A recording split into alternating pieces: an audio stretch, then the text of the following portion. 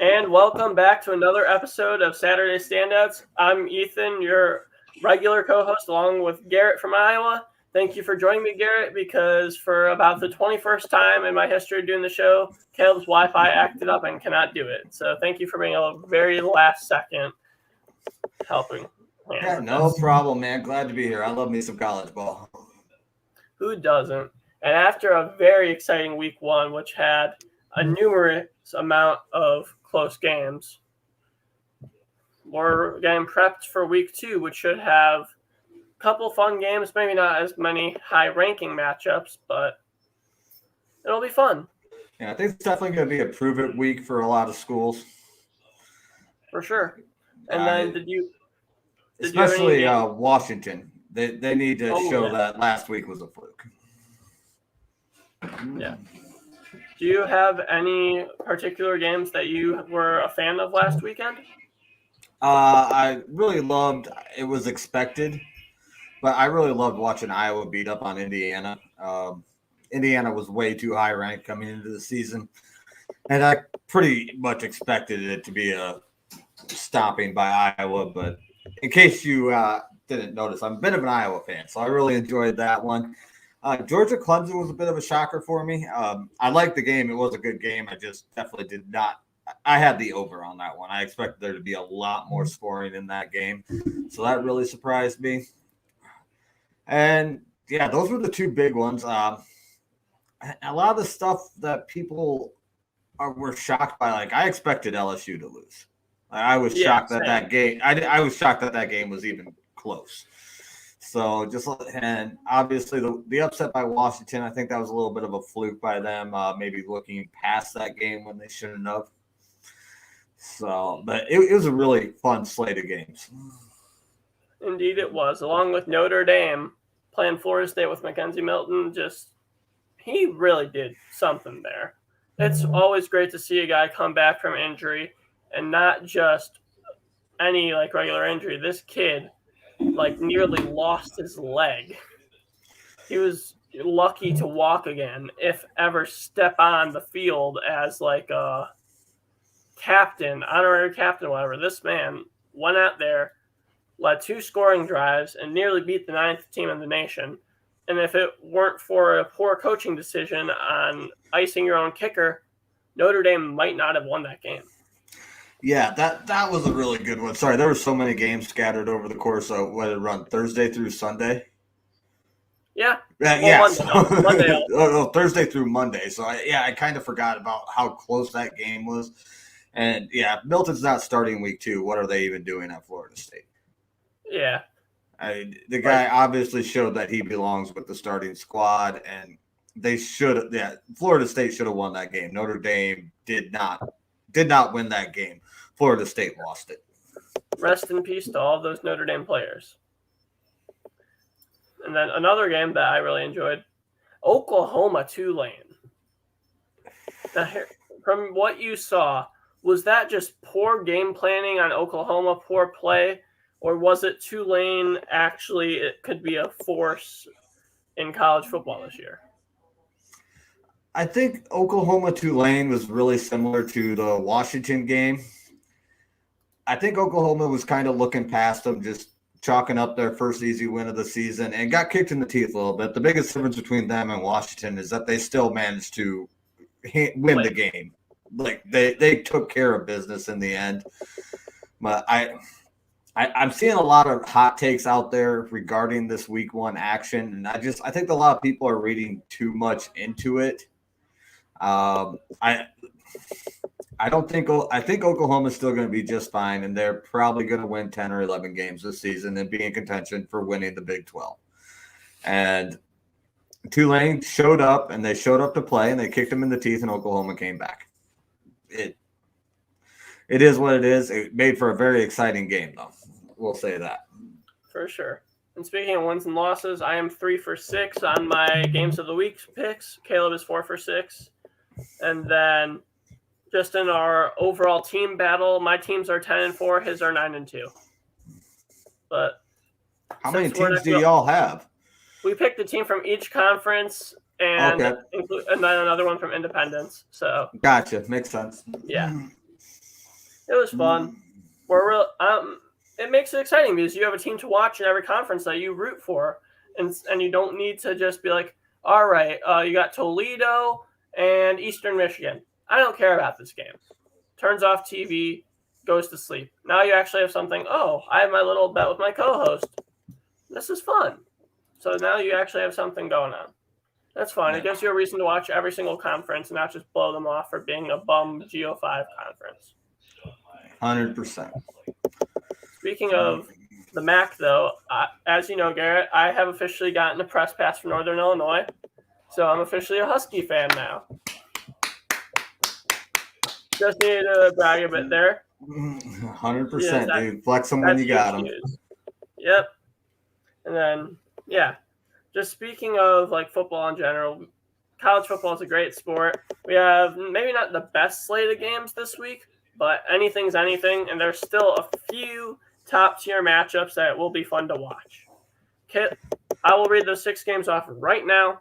Iowa State, Pitt, Tennessee, Miami, Appalachian State, Washington, Michigan, Rutgers, Syracuse, and NC State and Mississippi State. Before me and you go into our picks, I'm just going to read Caleb's off just because I don't want to forget this. Iowa, Tennessee, Appalachian State, Michigan, Rutgers, and NC State.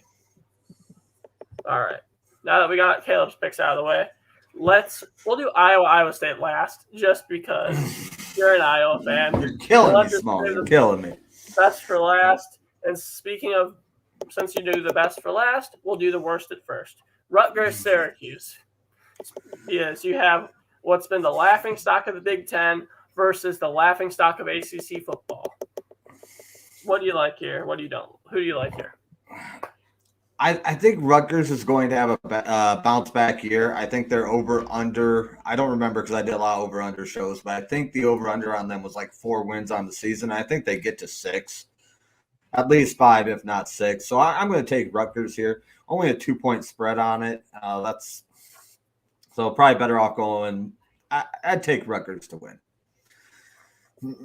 I agree. I like Rutgers to win here. They have an actual defense, which is a surprise from Rutgers, but hey, this is the Big Ten. You're known for defense or you're known for losing. So this year they're going to be known. You got to play D in the Big Ten. Yep. They had the 2 brothers at wide receiver score a touchdown last week. They have a solid offensive core. They just need the quarterback. That's the position that they struggle at most. As for Syracuse, they have a great bunch of young defensive backs, including one corner, I believe, who might be a top 10 pick or top 2-round pick at least. I could see him going up to a top 10, being the second best corner, but you never know. We'll see what happens. Syracuse has nothing going for them but their secondary, and Rutgers has average to above average at every position except the quarterback, in my opinion. So I like Rutgers to win here. Yeah, definitely. And I mean, Greg Schiano is going to do great things at that school. I mean, it's going to be a matter of time because they were so far down in the Big Ten, but I expect Rutgers is on the upswing, and defensive coordinator Rob Smith definitely earned his job last week, showed that he belongs. For sure. And then we'll go from worst to best because why not? NC State, Mississippi State. Can Mike Leach bounce back?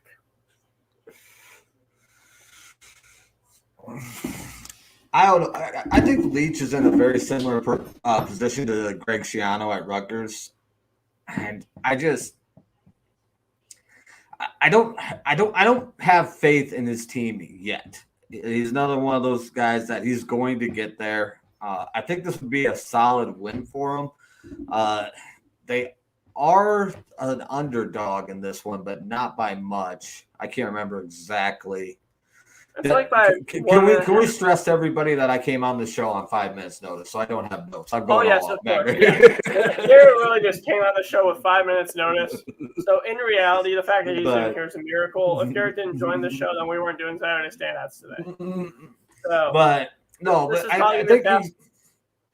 I think Leach has definite upside there, and I expect Mississippi State, if not next year, then definitely the year after, definitely be a contender in their division. But I don't know. He hasn't quite earned my trust yet. On the other side of the coin, NC State isn't that good, so I'm probably going to lean his way in this game. Yeah. My thing with Leach, you barely beat Louisiana Tech. How do you win by 1 point against Louisiana Tech?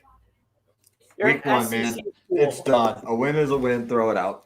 A win is a win, but if you're up, if you're an SEC school, you should be known for kicking these tinier, like GO5, Group of Five, FCS schools, getting paid to play on national television, get your $1 million payday and leave, leave with a 40-point win. That's true of any Power 5 school. Yeah. Not just the SEC. But like I said, it is what it is. They got kicked in the teeth a little bit week one. I expect him to bounce back. Leach is a good coach with a solid history. I don't know if he, like I said, I don't think he has the program there yet, but I think there's definitely high upside at Mississippi State. I expect to bounce back. I'm going NC State here just because, in reality, they beat South Florida by 45 to nothing. So I like it.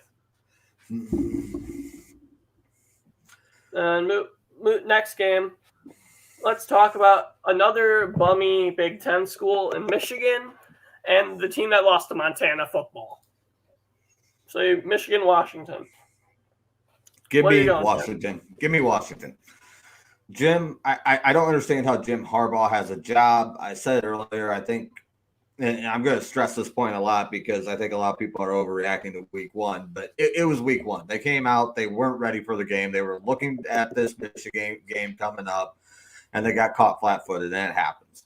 They're going to regroup. They're going to give Michigan a run for their money. They have a very solid program out there in Washington, and like I said, I'm not sure why Harbaugh has a job at Michigan currently. So, same here, but at the same time, Michigan just destroyed Western Michigan when a lot of experts were having Western Michigan at least come within 10 of Michigan, if not beat them.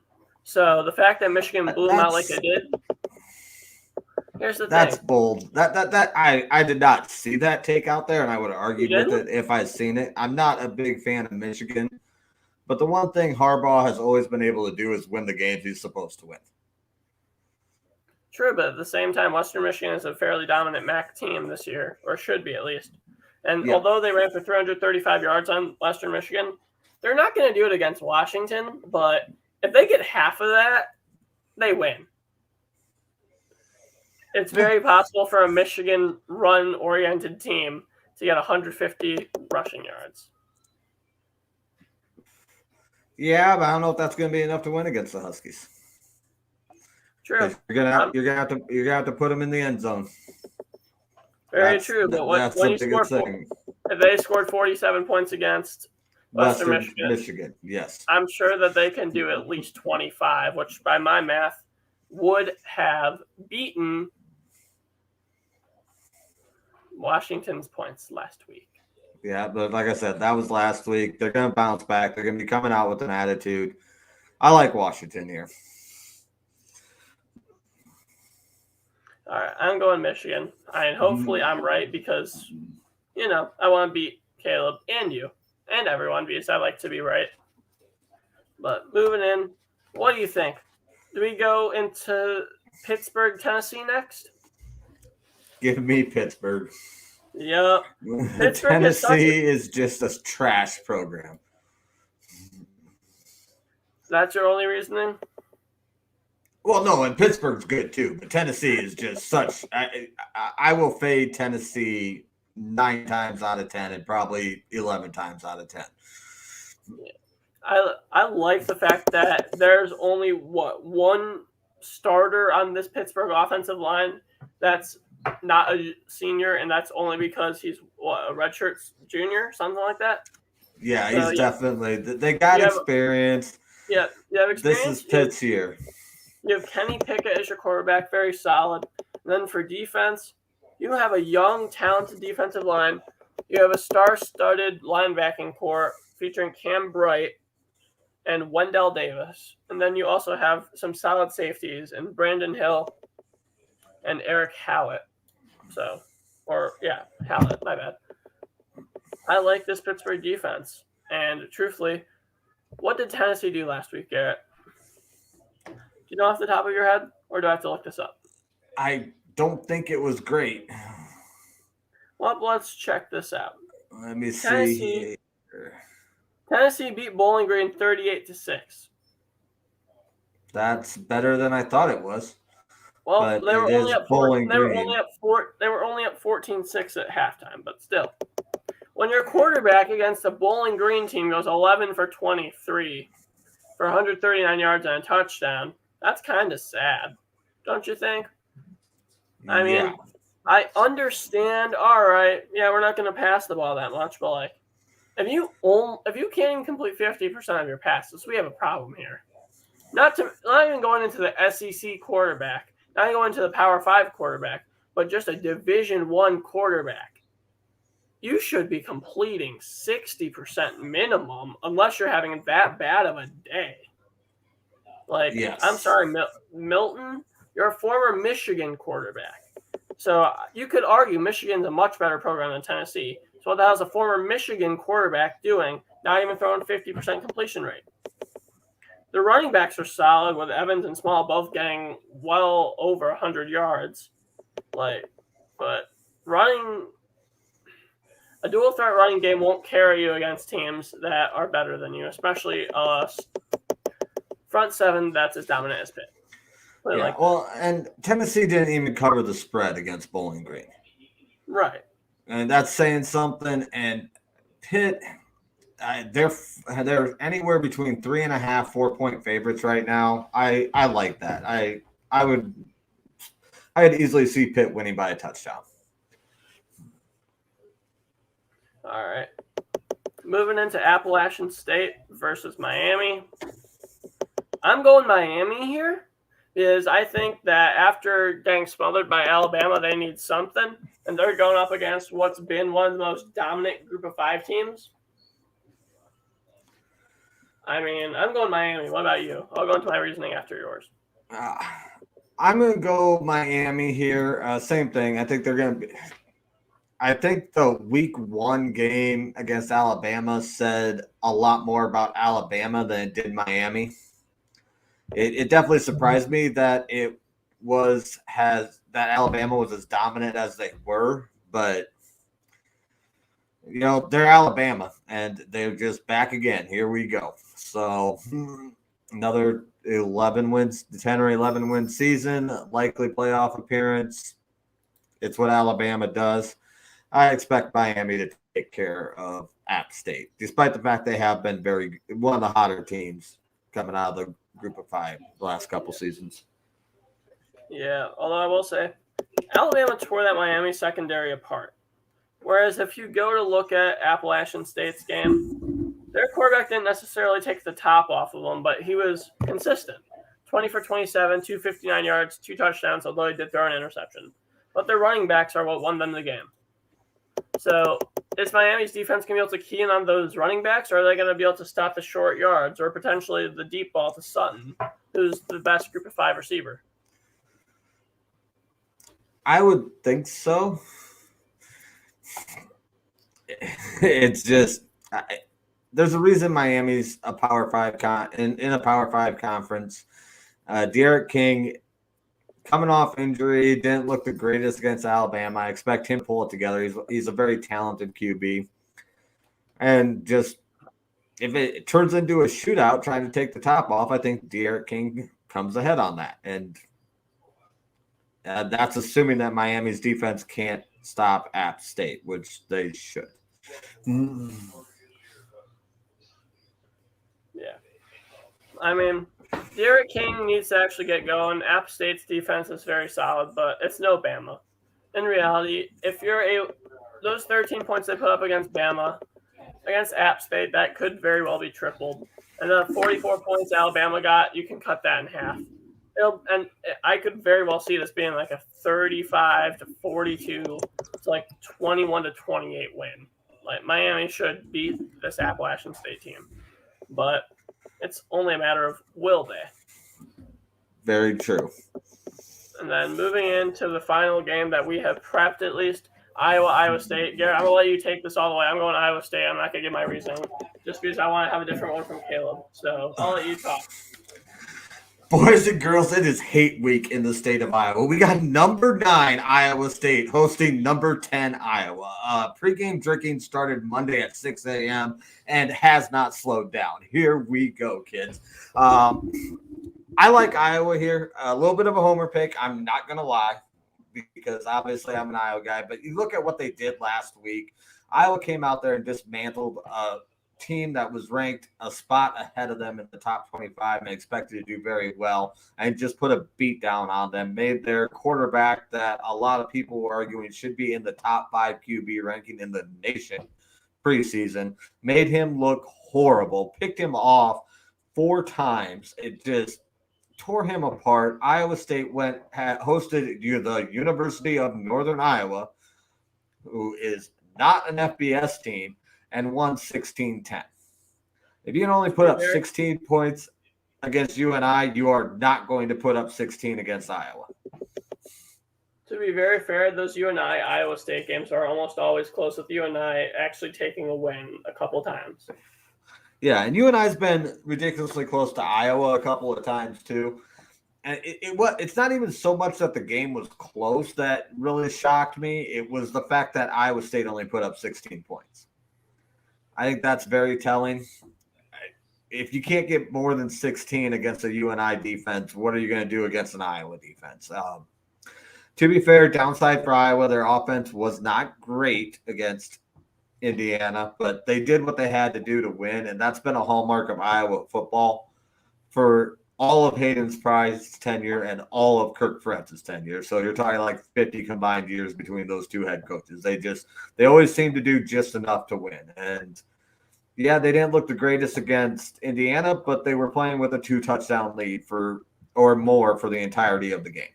So they didn't have to do much. So if this game gets close, I expect that offense to step up. And I expect the Iowa defense just to do what the Iowa defense does and make Brock Purdy look bad. Yeah. Also, fuck the Cyclones.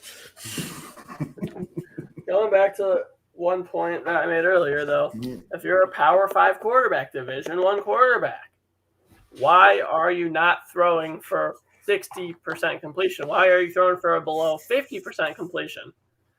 And it's not like you can use the excuse Indiana defense. You did solid against them. Not great, but you did solid. So what's the point here? What exactly happened that you could only go 13 of 27 as a Power 5 quarterback against Indiana for Petros? What's your do you have any reasoning for that? It's Petros. The guy is confusing. He definitely last year, which was his first season as the QB, coming off a shortened practice and shortened off season because of the whole COVID thing. He basically lost the first 2 games, and our defense won him the next 2. And then he looked good the last 4 to end up 6-2 on the year. So I don't know if he's just a slow starter or what's going on there, but he definitely is going to have to step it up. I also expect the play calling is going to be drastically different, especially if it's a close game. I don't know how they do it, and I don't know why they don't do it all the time, but Ferentz just seems to know when he can call plays that push the envelope and when he can't. And a lot of those passes that Petros didn't complete, they didn't matter. I know that it's a bad percentage, but at that point in the game, it didn't matter. And I honestly think a lot of those Ferentz was just running practice squad shit at that point because Indiana couldn't do anything against the defense, so you might as well try your offense out. All right, I see where you're going with that. But just going to touch on Iowa State, I'm really only choosing them because they need the game, or else they don't have a chance at the Big 12. If we're being 100% honest, if Iowa State can't beat Iowa, they can't win the Big 12. So I'm going to tell you right now.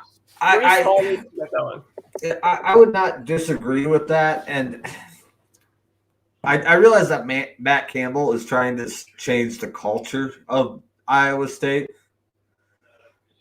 but this has been true for a long time, or in Iowa, and it just seems that if Iowa State beats Iowa, it doesn't matter if they go 1-11. If they beat Iowa, they count it as a good year. And if they lose to Iowa, that kind of ruins their season.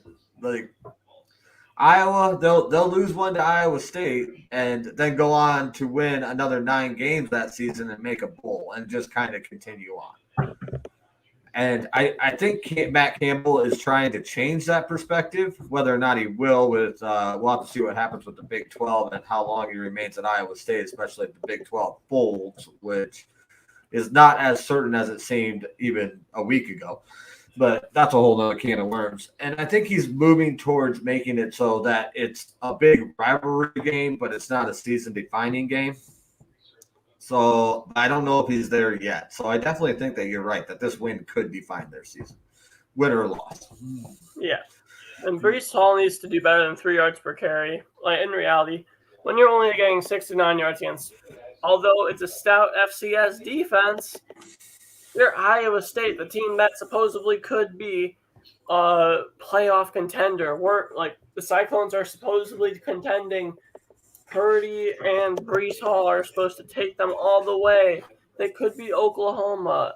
At this rate, no. They did beat Oklahoma last year. Yeah, but at this rate, no. Let's be honest here. If Breece Hall, if he wants to prove to me that he's actually the best running back in all college football, I want to see 100 yards and 2 touchdowns against the Hawkeyes defense.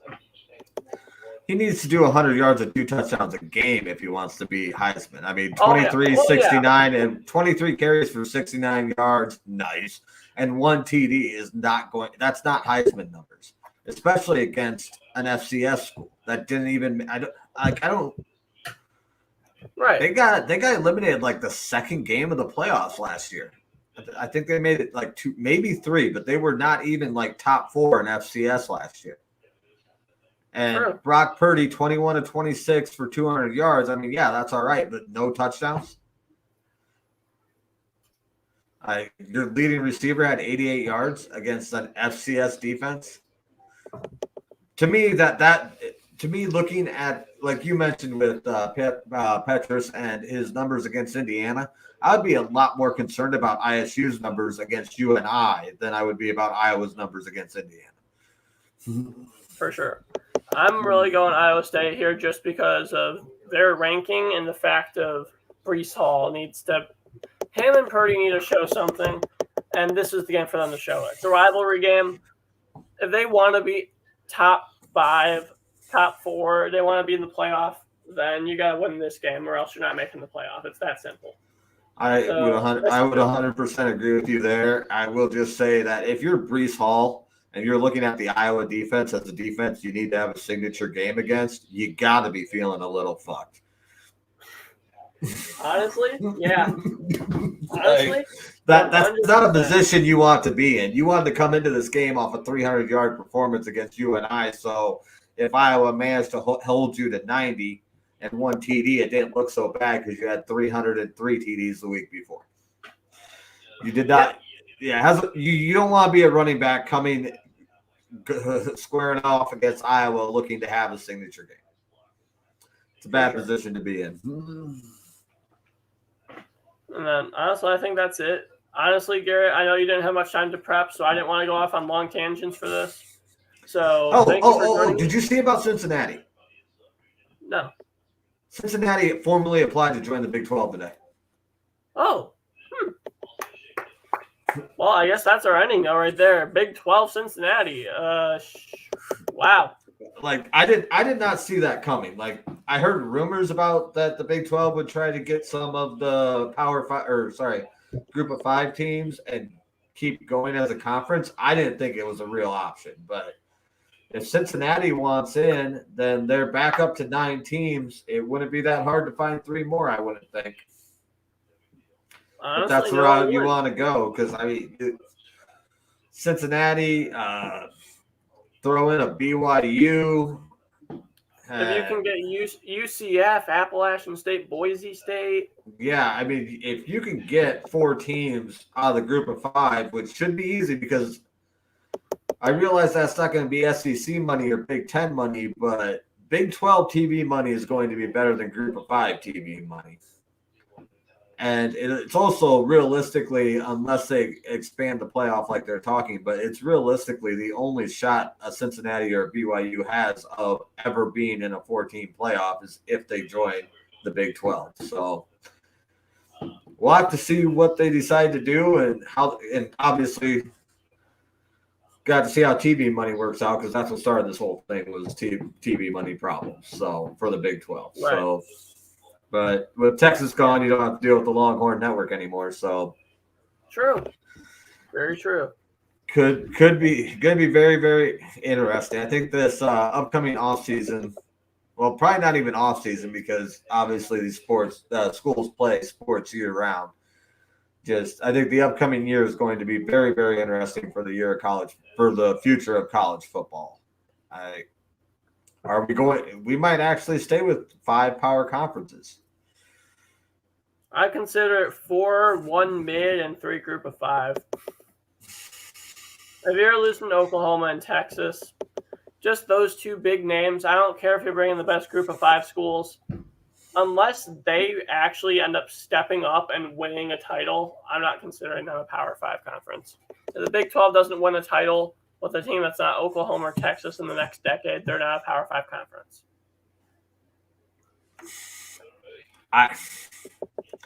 I don't like that take just because it'd be the equivalent of saying if Ohio State left the Big Ten, somebody else in the Big Ten would have to win the title in the next 10 years. And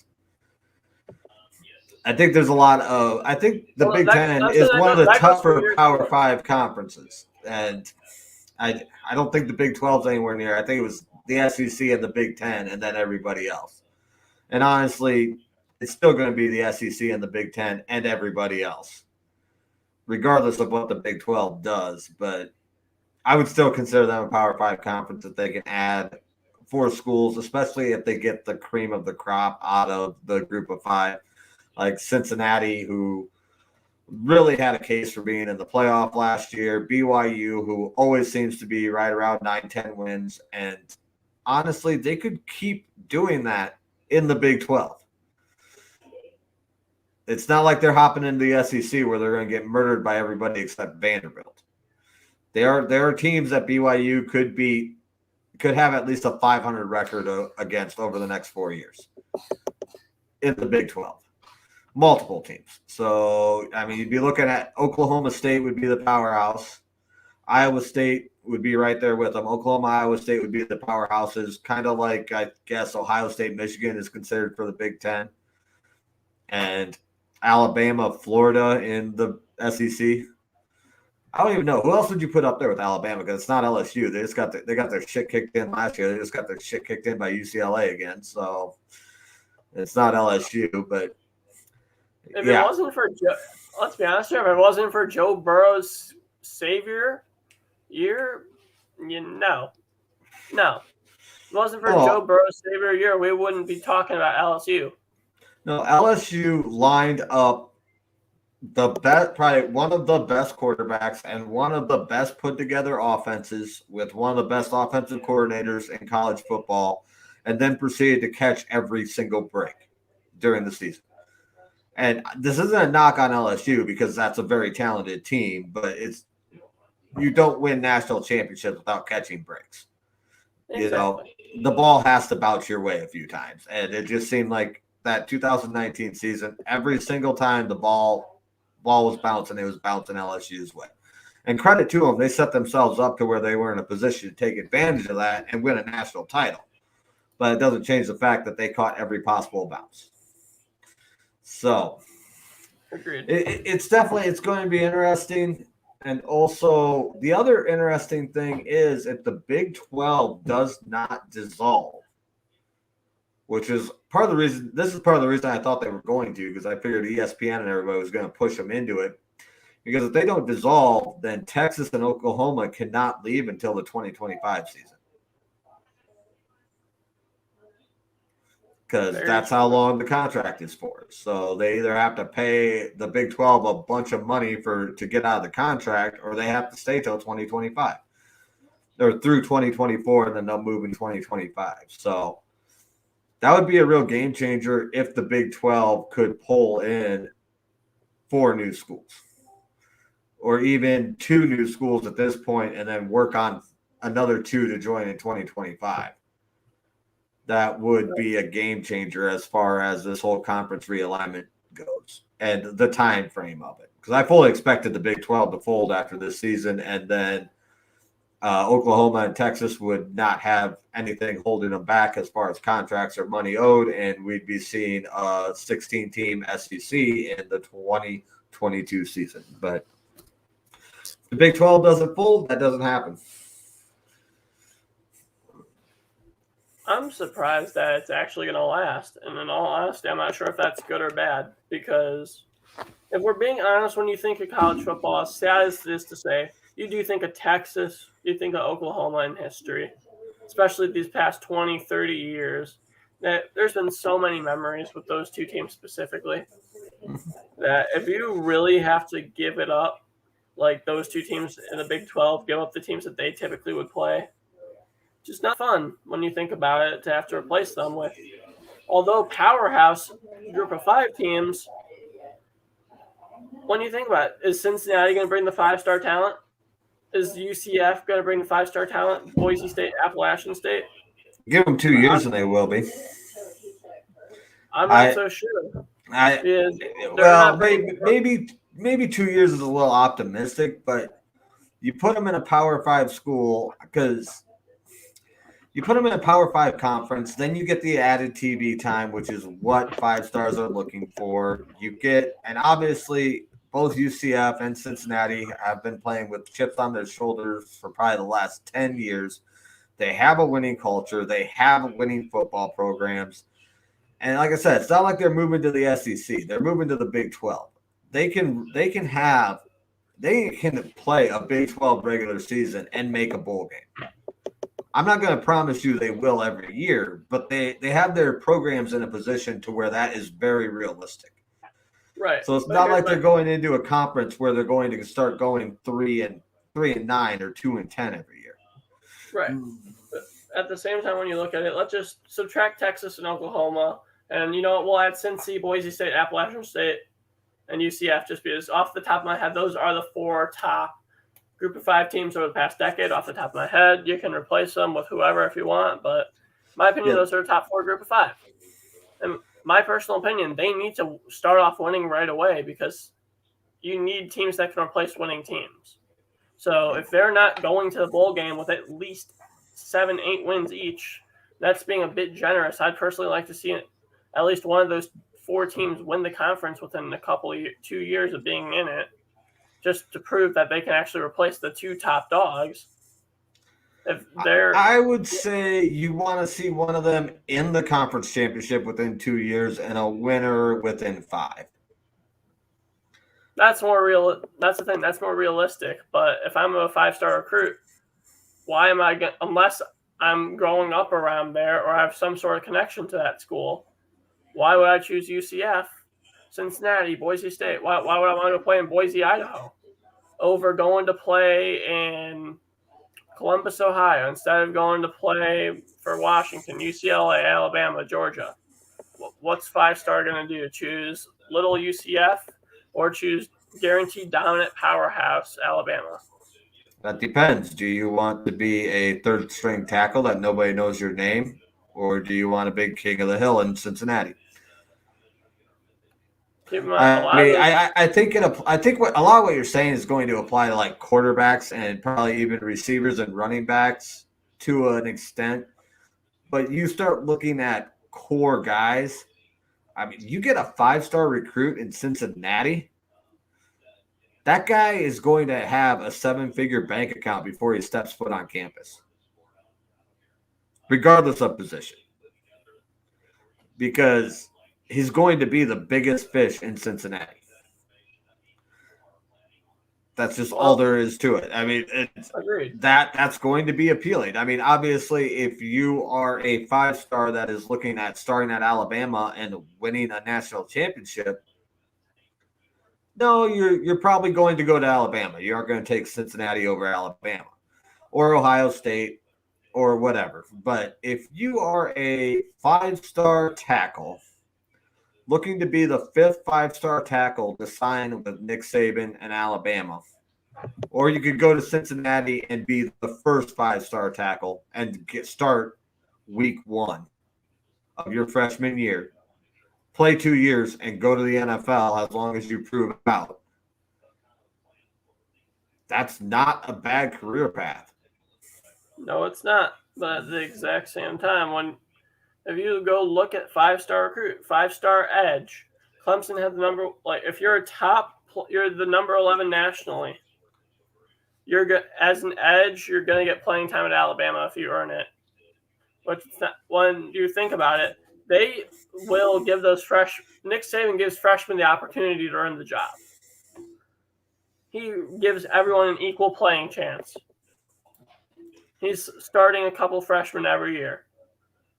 Although when you get into the quarterback, the running back, he rarely starts a true freshman there. From what I've seen, at least. Oh, yeah. No, I mean, you look at Mac Jones is a 4-year bench runner. Exactly. And in reality, he's extremely lucky that he knew what he was getting into. He's a developmental quarterback that's going to start 1 year and be that quarterback that takes Alabama to the championship and wins it. That's what that's what happens if you're a 4-star quarterback and you know that there's another guy in your recruiting class. Yeah. Going to Alabama. I also think you're putting a little bit too much emphasis on 5 stars. Yeah, I am. Because Iowa has had, I think, 1 5-star recruit signed that I can remember. And how many national championships have they won? And how many 9+ win seasons have they had? Very true. And how consistent has that program been? I mean, Iowa in the conference championship division of the NFL playoffs last year, Iowa had the most players out of any university in the country on rosters. NFC championship, AFC championship. And that's what I'm saying. You keep saying national championship, but especially when you're talking 64, which it's more than 64, but you're talking 60 teams or however many are in FBS. I think it's actually like 120, right? So anyway, but you're talking it's not like the NFL where you're one of 32 teams to win. To win a national championship, you have to be the best out of 120 programs. So I think you're putting a little bit too much emphasis on Cincinnati, like having to win a national championship or make the playoff. If Cincinnati comes into the Big 12 and wins 9+ and has 9+ win seasons, say 7 out of the first 10 years, they're going to be a powerhouse team. They're going to be getting the 3 stars and the 4 stars and maybe the occasional 5-star. And obviously they can develop talent because they've been playing with freaking 2 stars in the group of 5 and winning football games. But here's the thing. They're getting all 3 stars in the group of 5. Okay, so they're getting 3 stars in the group of 5 and winning and putting together a winning program.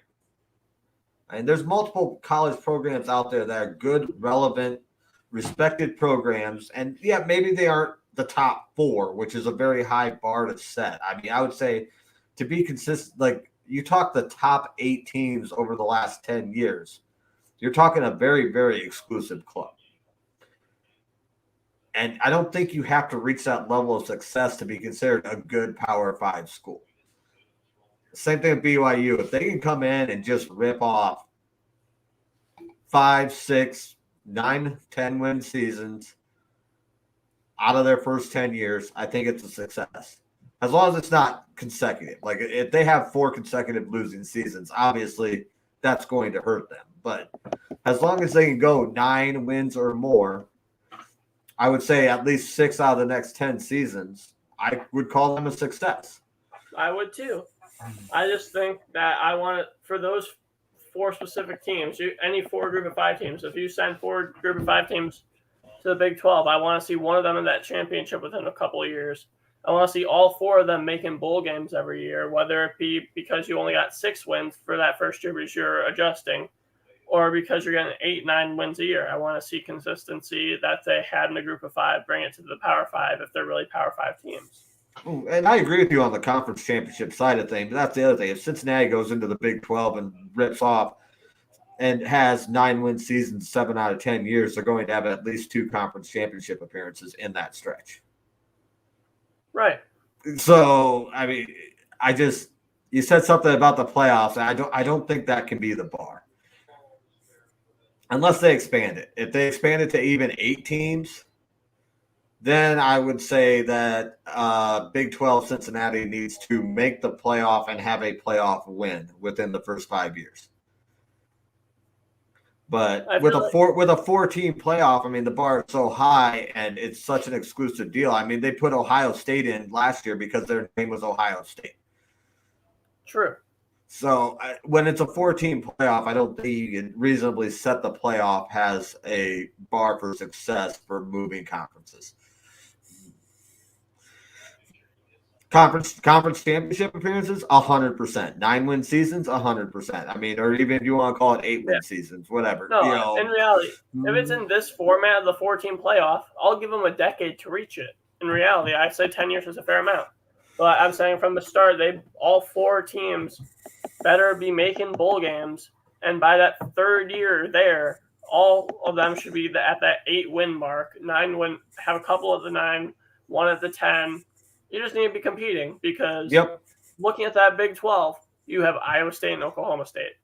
I think Iowa State can be competed with. I think Oklahoma State could be competed with. We've seen it before. Yeah, no, 100%. I got a little sidetracked. I think I was confusing when you said conference championship with national championship. Yeah, I think so too. But I apologize for that. You're fine.